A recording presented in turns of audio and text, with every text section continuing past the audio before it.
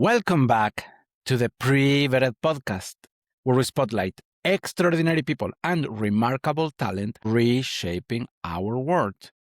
Today, we are joined by Maeve Ferguson. She's a business owner and CEO who helps experts, authors, and thought leaders turn their intellectual property into diagnostic, score-based assessments that qualify leads, build authority, and generate revenue as a long-term asset. Maeve's work is about building a client engine that runs day and night, using data to show where ideal clients are stuck, segment them automatically, and turn sales call into simple how and when decisions. Maeve, welcome to the show. Thank you so much. I am really excited to be here and really looking forward to the conversation. Honored to have you here today. For people meeting you for the first time, can you tell us a little bit more about what you do? Yes, absolutely. So we work with some of the world's most extraordinary thought leaders. I think the number one New York Times bestselling authors, Harvard professors, the big names in the industry. And we work with them to allow their intellectual property to become an asset inside of their company that does a couple of really important things. So first of all, it acts as a lead qualifying machine, turning leads in their market into clients. And also it gathers the proprietary data points and all of those leads at the back end, which in my view is the last moat in this world of AI.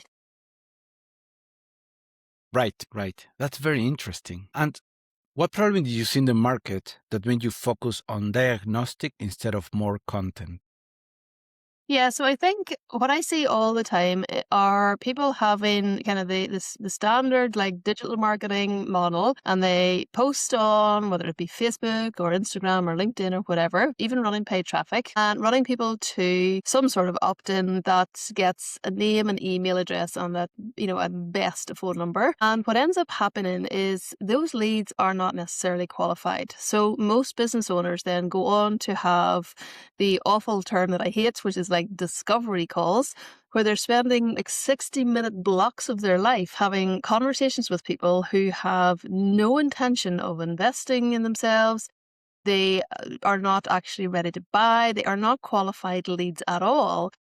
And 56 minutes into the conversation, the poor business owner discovers that this person doesn't have two brass ends to rub together, never mind, jump into their 20K or 50K program. And it's a thing that I see happening over and over and over again. And what I believe instead is that rather than having kind of PDF lead magnets that nobody ever opens, never mind reads, we actually give our audience a lot of value in the free thing that we put out. So diagnostic assessments allow us to provide really personalized, insightful information for that lead so that they can discover something about themselves, or they can see exactly where they're blocked or where they're stuck. And what that does then is it collapses the amount of time it takes them to know, like, and trust us, whilst also segmenting them into different categories of qualified and unqualified leads. So for example, we use a lot of agentic AI systems, and we have able to score these leads coming through, identify who are the platinum leads and who are the people that we would be better just sending to, watch our YouTube channel, for example, because they're not actually qualified to speak to our sales team.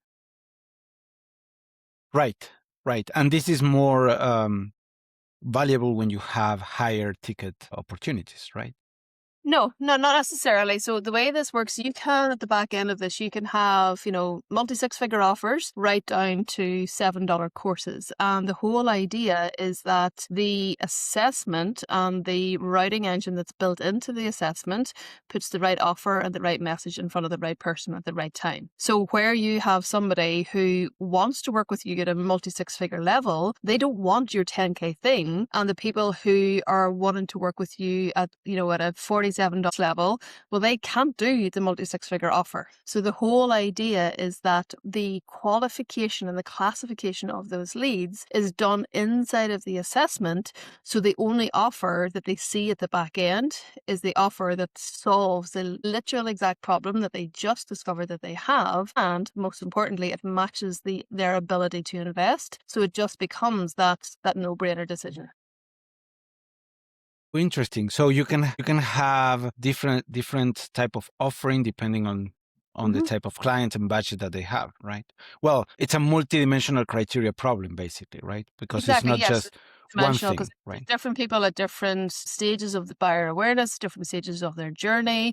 Some people are ready to solve for this problem today. Some people are just kind of trying to figure out what's available. They're not yet solution aware. And then we have the investment ability layer to layer in as well as what are they actually struggling with. And my love of these assessments is that all of the copy that people see at the back end is complete personalized to them. So let's pretend you help people with their niche, their offer, and their sales. If they have absolutely no problem with their niche or their offer, but you're speaking to solving that, that person's automatically going to think, oh, this isn't for me. Like, that's not a problem to me. But where we're able to say to them, you're fine in this area and you're fine in that area, but over here, this is where you need support. It's completely personalized copy, and they see different copy to the next person, to the next person, to the next person, because the infrastructure allows us to categorize people in that way. Right. Interesting. And the criteria for the categorization is something that you work with your clients before launching the engine, right? Yeah, exactly. So normally what we do is we sit down for an entire day, either in person or virtually, a full day, to do what we call the IP extraction. So we take all of the intellectual property, and then essentially we do a dance between the IP and the offers that we want to sell at the back end, and then make sure that the diagnostic categories and subcategories and the questions, as well as the scoring mechanism, make sure that every single lead that goes through the machine gets categorized and classified in the right way. Right. That's very interesting. And you also mentioned that you're adding value to the leads as well, right? That's the other component that you mentioned before, right? Yeah, it's a highly valuable asset to them, because if you think about what most people are doing, what your competitors are doing, what they're doing is they have some form of PDF lead magnet that looks like it was made in 1994, and it is generic. It's, it speaks to everybody but speaks to nobody. It's not actually information for them. And I see a lot of people put in, a painstaking amount of effort into these things, but they don't actually convert, because most people don't even open it, never mind read it, never mind take action on it. And there's two sides to this as well. There's the level of intent involved. When somebody takes a diagnostic, they are spending, maybe 5 or 6 minutes of their life going through this process to learn and discover something about themselves. They are infinitely more likely then to follow up and read the report, etc. Whereas with a normal opt-in, we barely have to glance at our phones these days, and it just autofills our information and we press submit. The thing goes to spam, and within 4.2 seconds we forget what their name even was, never mind wanting to read their email, never mind wanting to read the PDF and take action on it. It's barely a moment in time. Whereas with the diagnostic, we're actually working with way better quality people, because they're taking the time, they are intentional about going through that assessment to discover something about themselves. I see. Interesting. So it's people that run through a diagnostic, they're actually looking to solve a problem. So by guiding them towards what is the right solution for them, you are helping both the client, well, both parties, right? On both sides, right? Because you're guiding the person seeking for help to find the right solution for them, right? And Yes, and there's also value in the output itself. So they get sometimes a 30-page report, a deep dive into their personal specific situation. That in itself is a very, very valuable asset. And therefore they know, like, and trust the business owner that owns the assessment, even more. Right.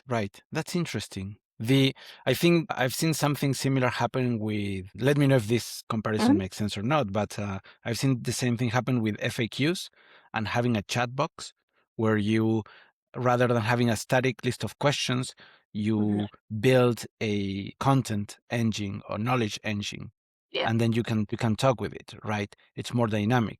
What you're describing is the same thing. Instead of having a discovery call and having 2 or 3 PDF that I can send you. You can go through this process where you're going to get the first outcome you're going to get is the advice, and then the service or product that most fits your right. Yeah, so you're able to make a call to action to that user that fits where they are, whether they're a good fit for you. If they're not a good fit for you, the machine separates the wheat from the chaff, which is what most business owners are doing. They're having their discovery calls with absolutely everybody and end up, finding out that, 82% of them are unqualified to even speak to them in the first place, but they have to go through all of that pain of the discovery calls. The whole idea with this piece of infrastructure is that it weeds all of those people out. They don't even get an invitation to hop on a call or buy the thing. It's just not actually available to them because of how we're able to build the infrastructure. Right, which is the issue with FAQs. I mean, you have to read them all through to find which one fits what you're asking, right? Yeah, exactly. Rather than this, you have a conversation rather than reading a static document, right? Exactly. Yeah. And diagnostics now with the beauty of everything that is happening in the world right now with AI, these can be completely dynamic experiences. So every single question, you can do the branching logic and completely custom diagnostics now that are completely personalized to that person and exactly what they're going through. Right. So how does what makes this different from a typical quiz someone might put on their website? Yeah, so there's three. I get this question. And it's a really valid question, but there's three main types of diagnostics. Okay, so at one end of the spectrum we have what we call the quiz funnel. So it's 7 to 10 questions. It's fast, it's quick, it's easy. It's not an authority play. So it's just about bringing in leads at volume, qualifying them and converting. Okay. Works really, really well in certain use cases. So we have, for example, a client in the golfing industry, quiz funnel, they're running about $1 million a month in ads. This thing is printing leads. Okay. So perfect example of a use case there. Very, very far end of the spectrum is what we call multidimensional diagnostics. And this is where, it's the #1 New York Times bestselling author or Harvard professor, or they have intellectual property that has been statistically validated. And this is where you see, for example, a diagnostic like Myers-Briggs. I'm an INTJ, or Enneagram. I'm a 3 with a 4 wing. We have these multidimensional diagnostics that ultimately become household names, and everybody knows their profile with the big 4 or 5 diagnostics. Okay, so it becomes a household name. And it is very much for that super sophisticated intellectual property. And then somewhere between the two lies what we call the score-based assessment. And this one acts almost like if you have, say, 4 or 5 pillars of your framework or 3 or 4 things that you help people with, essentially what this does is acts as a gap analysis tool. So they get a score against each pillar or against each area. And then by virtue of that, they're able to see then where is their weakest area, what do they need most support with, and therefore here's how they are most appropriately matched to the offers that you have available that also match the price point that they are able to invest in. And it's not like one of these 3 types is better than the other. It's just different use cases for different types of intellectual property. Depends if your products, it depends if your service, it depends if you're using it as an authority play, as a positioning play. Depends whether you are running what I call the data play on the back end, where the proprietary data points and behavioral and psychographic behavior of all of these leads going through are actually creating thousands and thousands of data points about your audience. And that, when monetized, is one of the most valuable assets inside a company that most people are sitting on and they don't even realize that it is the asset that it is. Interesting. I can see how this is completely different than a quiz, right? It's a philosophically different thing. Although on surface they might look the same, but when you start digging deeper, it's a completely different Very much, yeah. And I just like approach. Quizzes work really well. Like I've been in this, quiz funnel diagnostic assessment, whatever you want to call it, world for a number of years now. Quizzes work really well. They're not going to be, if you're a #1 New York Times best-selling author and you're going for a real authority play in the market, a 6-7 question quiz just isn't going to cut it. It is a really, really powerful lead generator that gets you super low CPL, allows you to segment and, kind of categorize all of your leads and things like that. But you're not going to be cited in, Harvard Business Review over, a gimmicky quiz either. Right. Right. Are you also providing feedback to the clients on segmentation that they haven't seen, or is your engine focused on the original IP or knowledge that you're providing to it? Yeah, brilliant question. So what we actually do is I always speak to the assessment that it's ultimately the foundation. Okay. So if we try to put bells and whistles on a foundation that is broken, the whole thing's going to fall over. So super, super important to have the IP built into the foundational asset that is the diagnostic assessment. But then what we have now is we have multiple AI agents that are analyzing all of the data going through these assessments every single day.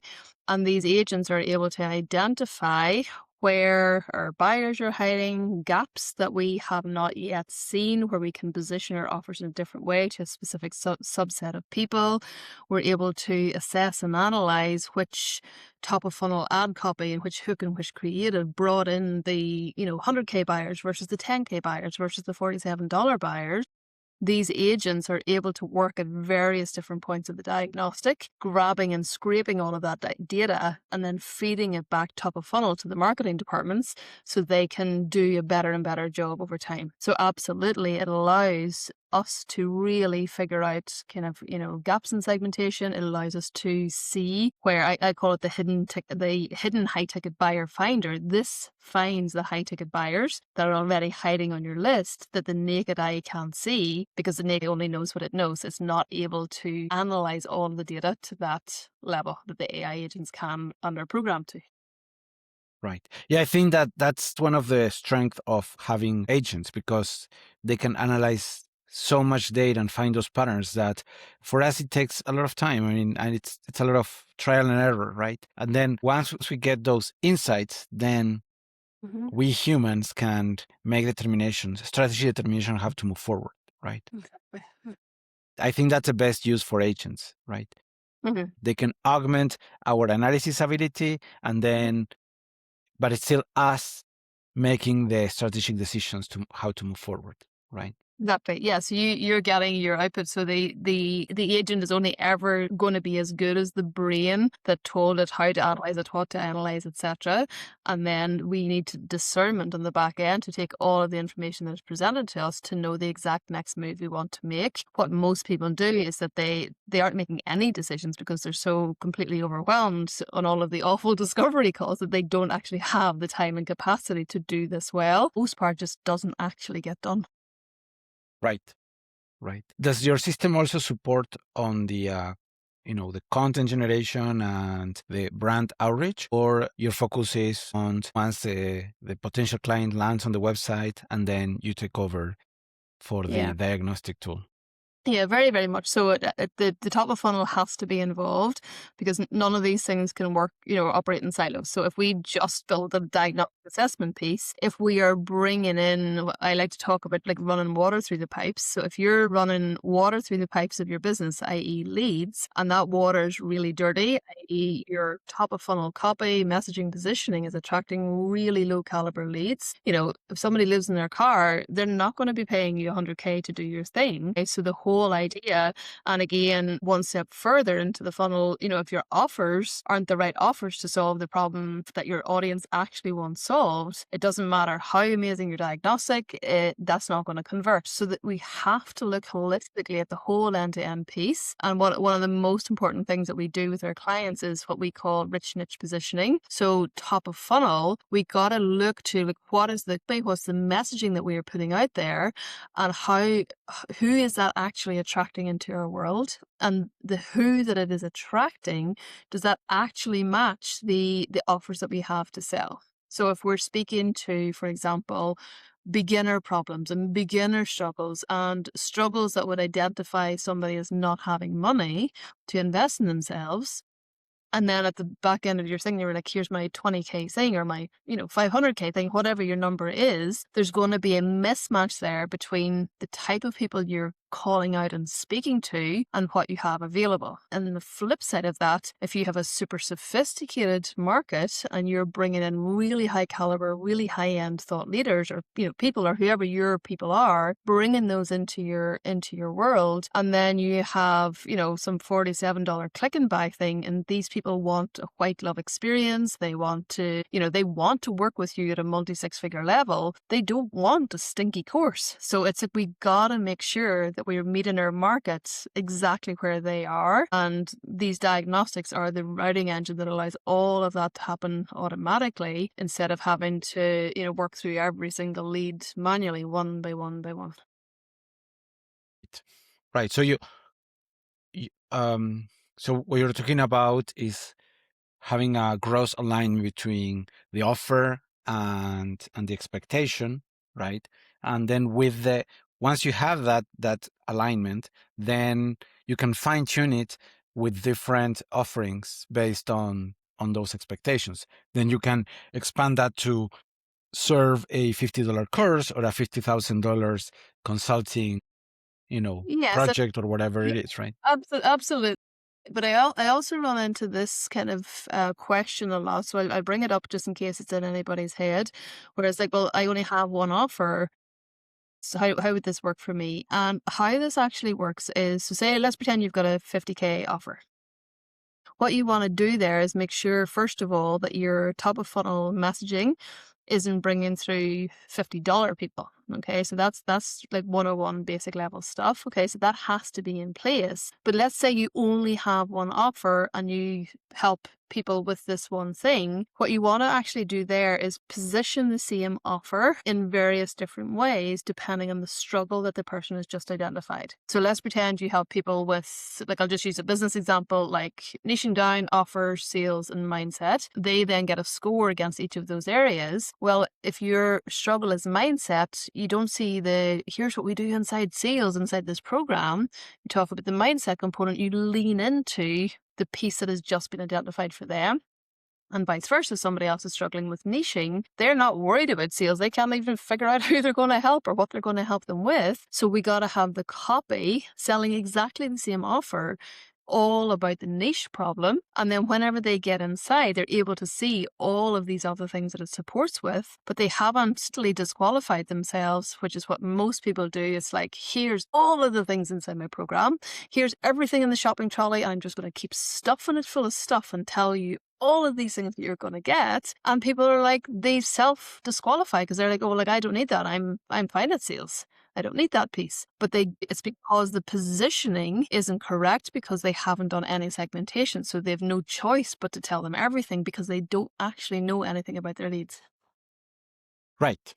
I mean, if somebody comes with a single offer, then and maybe they come like that because they don't know they could build all these other offers and they've been focused on one, then you can help them on providing the feedback on what are the other offers that they should start building, right? Yeah. Based on the data that the system provides, right? And as you said, there's a do-it-yourself program client, and then there is somebody that's looking for a hand-holding consulting high-ticket service, right? Exactly.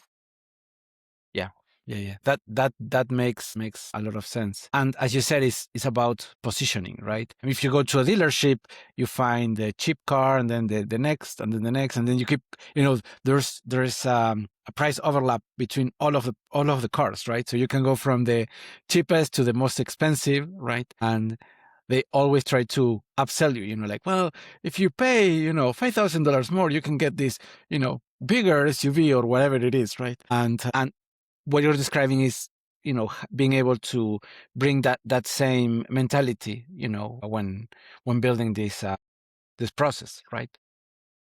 Yeah, exactly. So you want to. So I'm a big believer in we don't go and create more stuff just because we can. So every conversation, every decision like this has to also align with what life do you want to live. Because like say for example, in a past business of mine, I had the 10K group coaching program, and I had 9 digital courses and the $47 courses with the bumps and the OTOs and all of those things. And in the last few years, I've moved much more into white glove done for you services. It matches the life I want to live better than the other. So it very much depends on, just because you can doesn't mean you should. It's all about A, what life do you want to live? And then B, as long as it matches the life you want to live, what are the offers that your marketer's screaming out for that you actually don't provide, but could do so very, very easily, but you just haven't done it because you haven't had that level of awareness before about your market. It's an interesting topic that you bring in, the life you want to live, because on one hand, you can have a single offer because you've been doing the same thing over and over and you're kind of stuck there, or you can Or diversify. you're world class and you want to be there. Right, Yeah, you don't have right. to be stuck there. You can be choosing to be the Navy SEAL of your game. Yes, yes. But what I'm trying to get is that it should be a conscious decision. Mm. And what we're describing before is people got there for one reason or another, but they didn't think about it. So how much They were do just you want told, to diversify? others, yes, like go and do this, do this, do this, and then they end up with this business and this life that they absolutely despise, and they'd be better off in a job, because they hate their Right, lives. right. We have to Yes, be intentional with everything, I think. yes. And the what I think is that once you figure out, with the data, you can figure out what diversification would make more sense to do. Hmm. Then you can make the conscious decision: do I Yeah, want to or not? Right? exactly, exactly. Yeah. That's interesting. So, can you tell us a bit more about how do you turn a book or a framework into a score-based system that people can trust?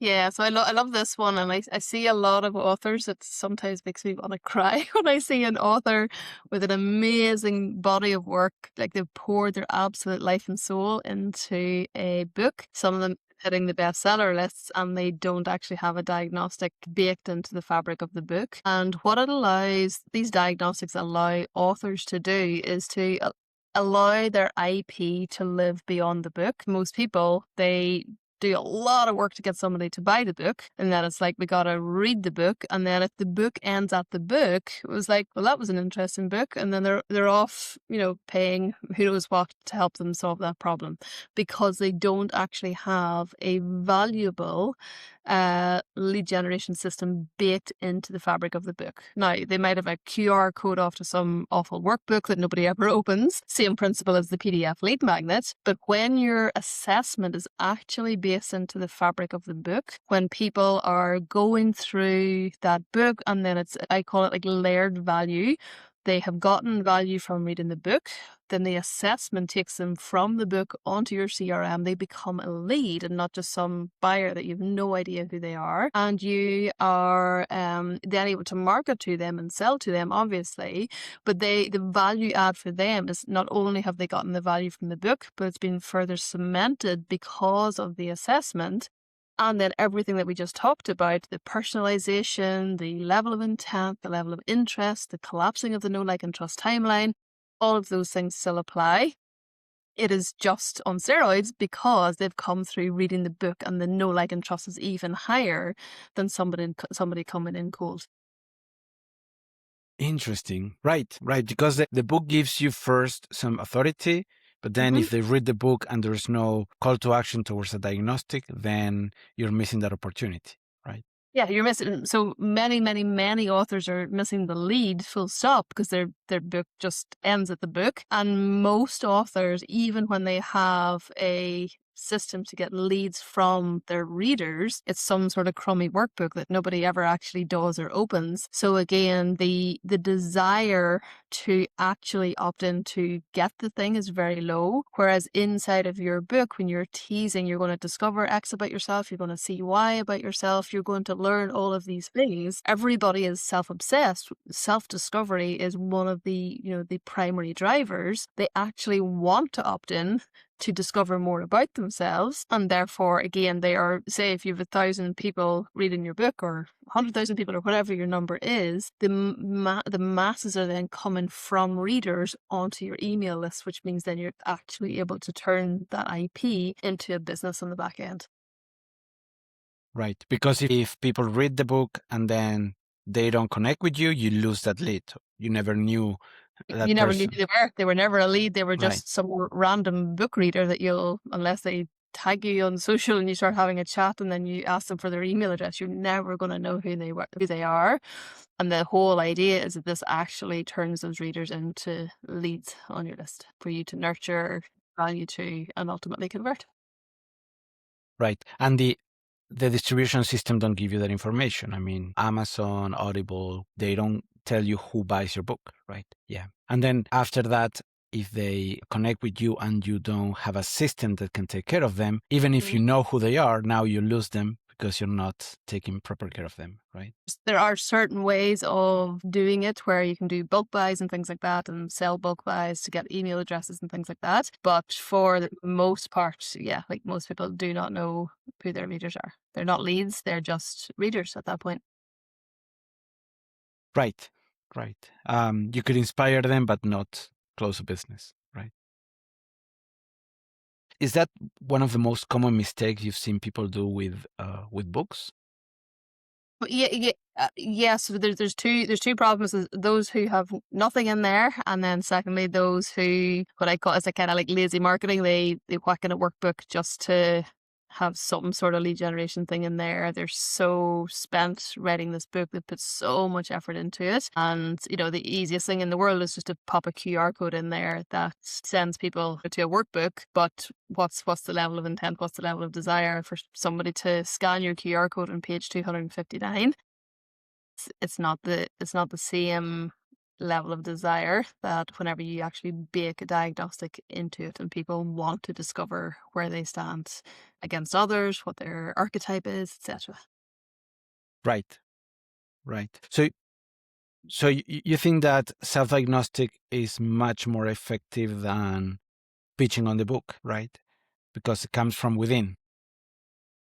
Yeah, so you mean as in making your offer in the book? I think we still have to tease our offers inside of the book, but another huge mistake that a lot of authors make, it's like, here's 20 chapters of my book and each single chapter is just a sales pitch. And it's just, it's not actually giving value. So to me, the best books are, if you think about the page turners, if you think of the books that you actually recommend to people, they're the one that it's just like completely front loaded with value. You've given people so much insight. They've had so many aha moments. And then when you layer that in with diagnostic questions, they're like, oh my goodness, I have to know where I stack up against this, then boom, automatic leads for you. I see what you're talking about. Yeah.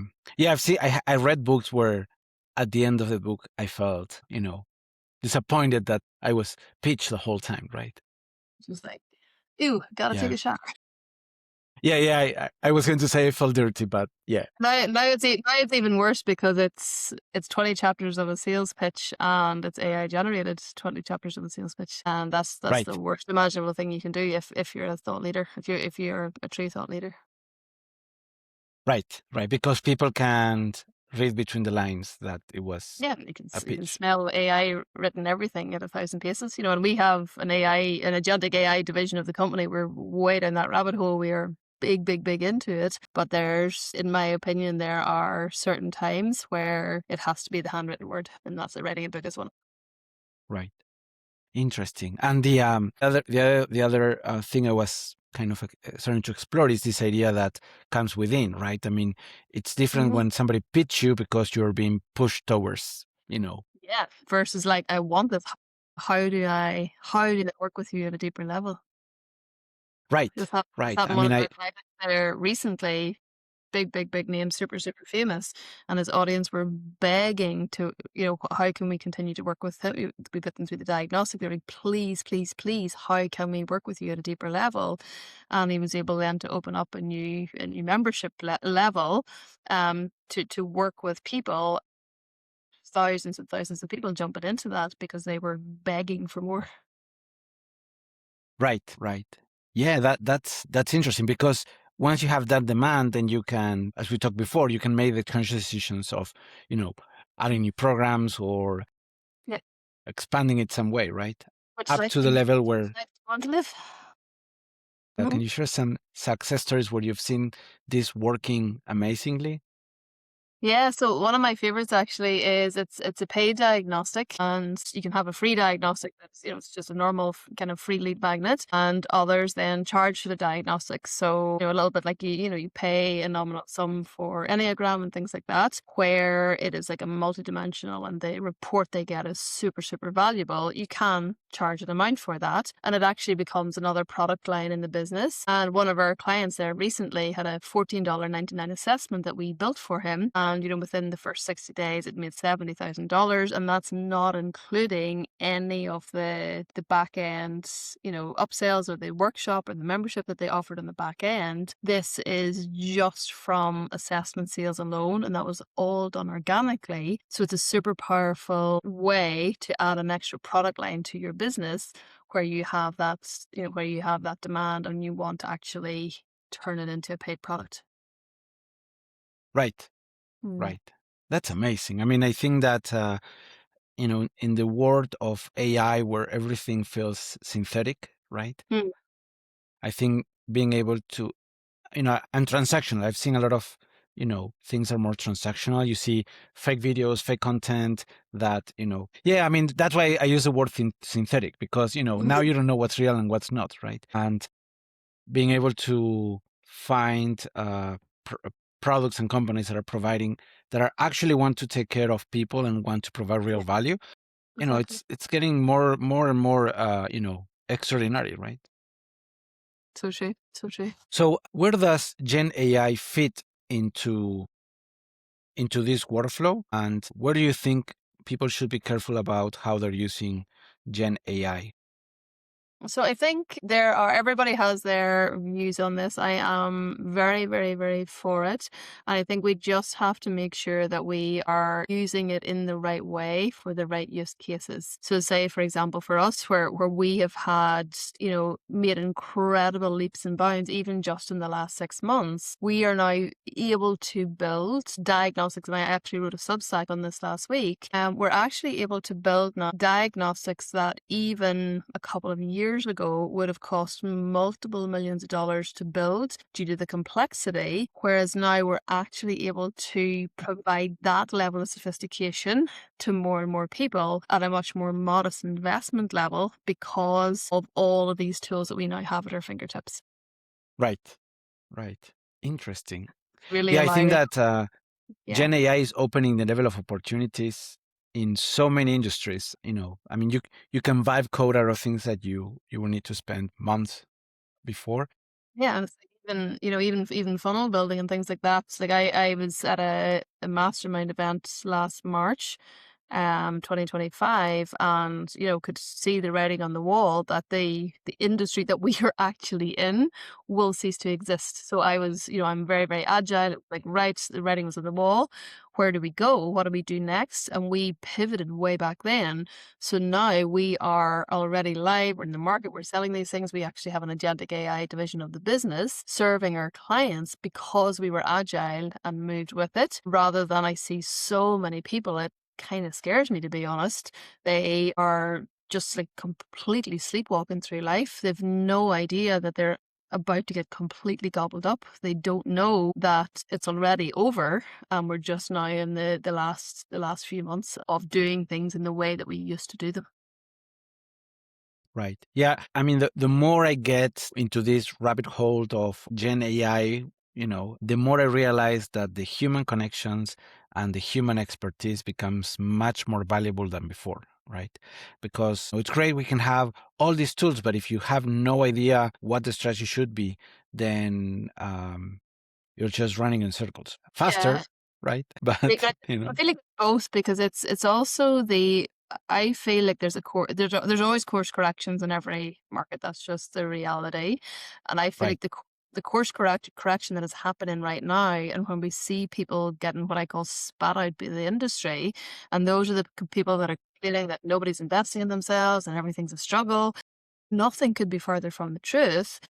because they are being spat out by the machine because they're being found out that they are average, they are just mediocre at what they do. And there are going to be two camps of people. There are going to be those who excel because they are truly exceptional. And when you layer in that human component with being exceptional and with the AI layer, it just becomes an unstoppable force. Where if somebody is just mediocre and or they're sleepwalking through life and they are not realizing what's going on in the industry, they will just be spat out by the machine, and it's survival of the fittest. It's a course correction like we have in any market.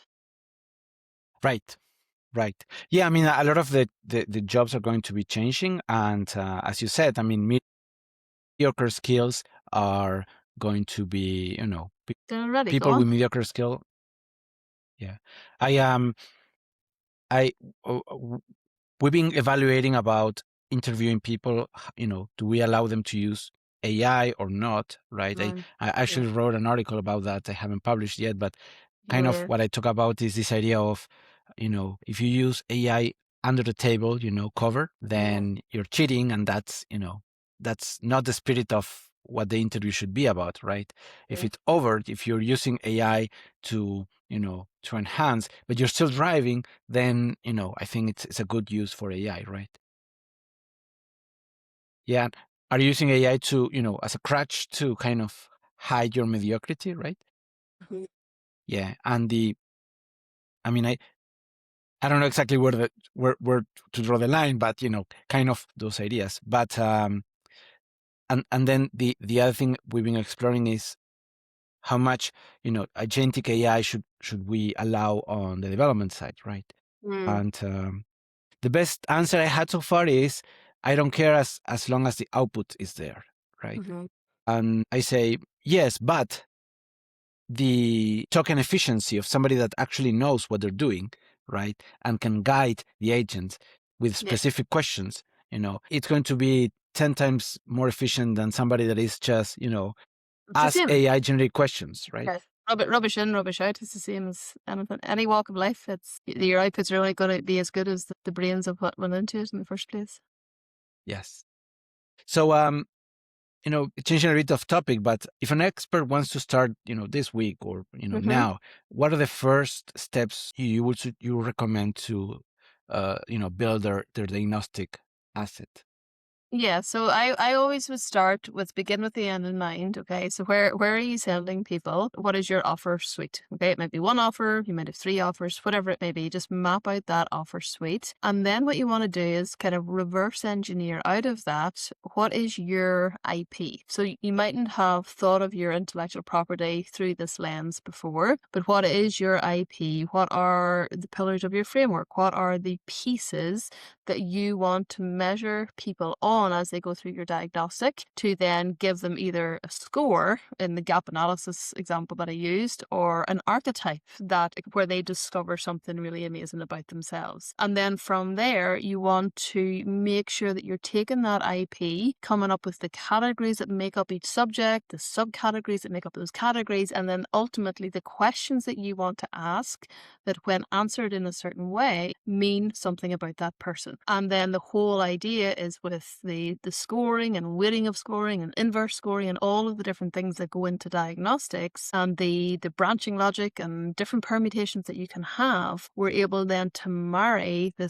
top of funnel copy and messaging and positioning through this routing engine, through this mechanism that segments and classifies every single lead right through to your offers. And then that becomes what I call a permanent asset inside your company. So there's work to do to build it, but once it's built, it's built. And then when you bolt on the AI agents that analyze and optimize everything, it just becomes a self-improving flywheel over time where you build the machine, you run the water through the pipes, and then you let the data guide exactly what you need to do next. And now we just have these amazing AI agents who are analyzing all of that data and reporting on it to tell us exactly what move to make next.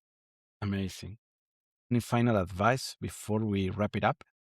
My top advice would be, and this is like a quick one that you can do today, is anybody who is having sales conversations with people who are the wrong fit, apply that rich niche positioning lens to your top of funnel messaging, and it will completely change the who that you're bringing in.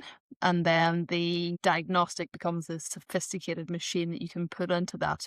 But that is such an easy, quick win that I see so many people trying to sell their offers to people who are on the struggle bus. And all they have to do is bring all of their messaging through that rich niche positioning lens, completely change the who that they're bringing into the world. And everything just starts to become so much easier than it is right now. Amazing. Amazing. Thank you for joining us today. Thank you so much for having me. Thank you.